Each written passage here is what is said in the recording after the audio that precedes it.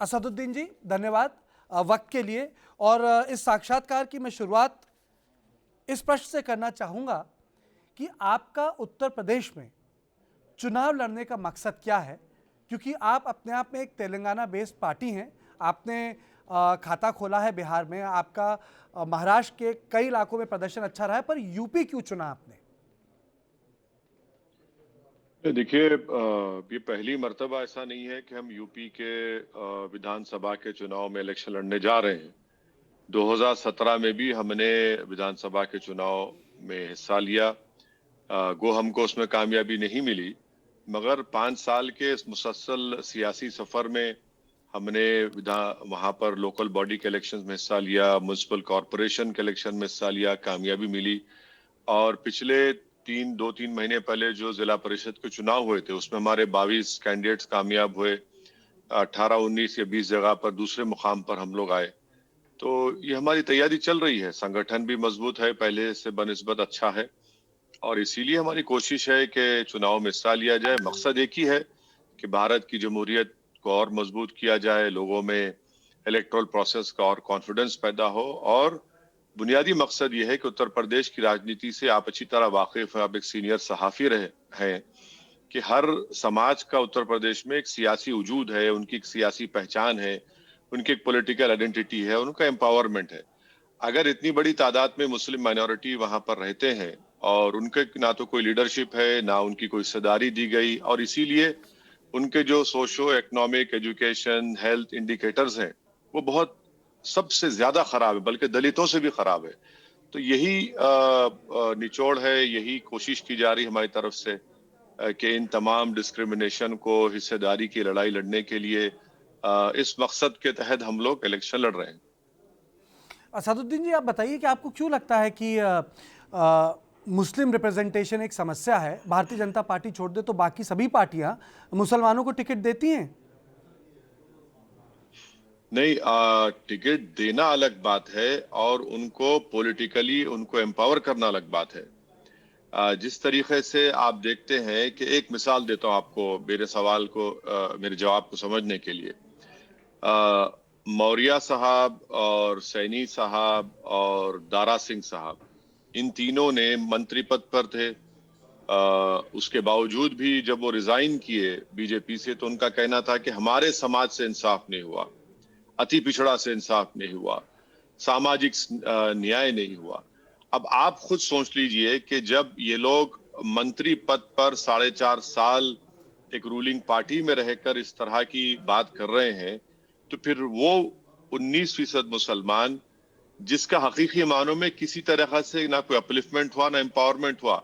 हाँ, आप कहेंगे कि भाई इतने बड़े बड़े मुस्लिम नेता हैं, मगर वो मुस्लिम नेता नहीं है, वो किसी समाजवादी पार्टी के या बीएसपी के, कांग्रेस के एक नेता हैं। आप आपने इतने सारे जवाब दिए सवालों के, ये बात बार बार आपके जवाब में क्यों निकल के आ रही है कि जो इस देश का आज मुसलमान है, उसका जो आवाम है, वो हमारे पॉलिटिकल प्रोसेस में पॉलिटिकली अनटचेबल हो गया है? ये ये बात क्यों आ रही है?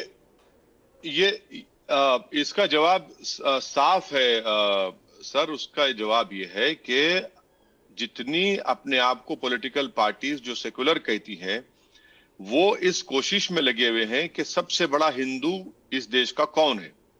वो नरेंद्र मोदी से बड़ा अपने आप को हिंदू दिखाने की कोशिश करते हैं। वो उनसे ज्यादा अपने आप को मंदिर जाने वाला या पूजा पाठ करने वाला कहते हैं। वो उनसे ज्यादा मैसेजिंग करते हैं मेजोरिटेरियन कम्युनिज्म की। तो इसीलिए मुस्लिम एम्पावरमेंट की कोई बात करने से डरते हैं, कतराते हैं। बल्कि हद तो ये हो गई कि मंच पर भी मुसलमानों को आप देखेंगे, ये सो कॉल्ड सेक्युलर पार्टीज के जब पब्लिक मीटिंग्स हो रही थी, उनको अपने बाजू बिठाने से इनको तकलीफ महसूस हो रही थी, शर्म महसूस हो रही थी। और मैं जिम्मेदारी के साथ कह रहा हूं कि उत्तर प्रदेश के मुसलमानों का काम सिर्फ दरी बिछाना है, और जब चुनाव आता, अंधे और बहरे होकर इन लोगों को वोट डालना जो उनका एक्सप्लॉयटेशन कर रहे हैं, जो इनका इस्तेसाल कर रहे हैं। और यही सिलसिला चलता रहेगा तो फिर अपलिफ्टमेंट नहीं होगा, हिस्सेदारी की बात नहीं होगी। और आप देखिए कि जाट 5% है, मुसलमान 19% है, 19% है, मगर अखिलेश यादव ने ऐलान कर दिया कि अगर उनकी सरकार बनती है तो डिप्टी सीएम वो जाट को बनाएंगे। भाई क्यों नहीं आप मुसलमान का ऐलान करते? ये तो जनता तय करेगी ना कि किसको सत्ता मिलेगी नहीं मिलेगी। मगर जो आपका सवाल है वो बिल्कुल सही सवाल है कि आज ये तमाम सेकुलर पार्टीज जो अपना सेकुलर कहती हैं, हकीकत मानों में सेकुलर नहीं है, ये कॉम्पीट कर रही है। लेकिन असादुद्दीन जी, एक चीज बताइए, आपने बोला हिंदू मेजॉरिटेरियनिज्म की बात की, लेकिन आप भी तो आइडेंटिटी पॉलिटिक्स कर रहे हैं। क्या आपकी पार्टी केवल मुसलमानों के लिए है?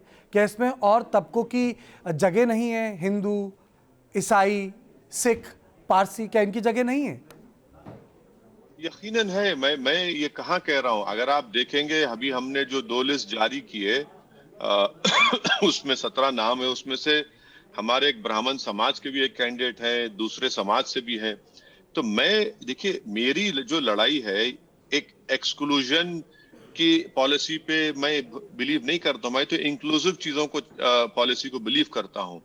मेरा बोलना यह है कि हमारी डेमोक्रेसी एक पार्टिसिपेटिव फॉर्म ऑफ डेमोक्रेसी है जिसमें सबकी, उर्दू में कहते हैं, शराकतदारी हो।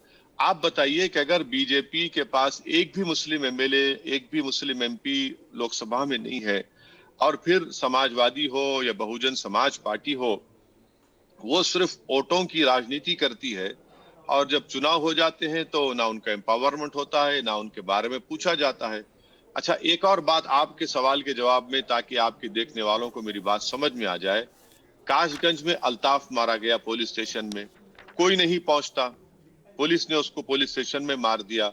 वही गुप्ता साहब का कत्ल होता है गोरखपुर की पुलिस के जुल्म की वजह से, तो अखिलेश यादव पहुंच जाते हैं, योगी आदित्यनाथ मुख्यमंत्री पहुंच जाते हैं, 51 लाख का चेक दिया जाता है, नौकरी दी जाती है, उनसे हमदर्दी और कंडेमनेशन किया जाता है।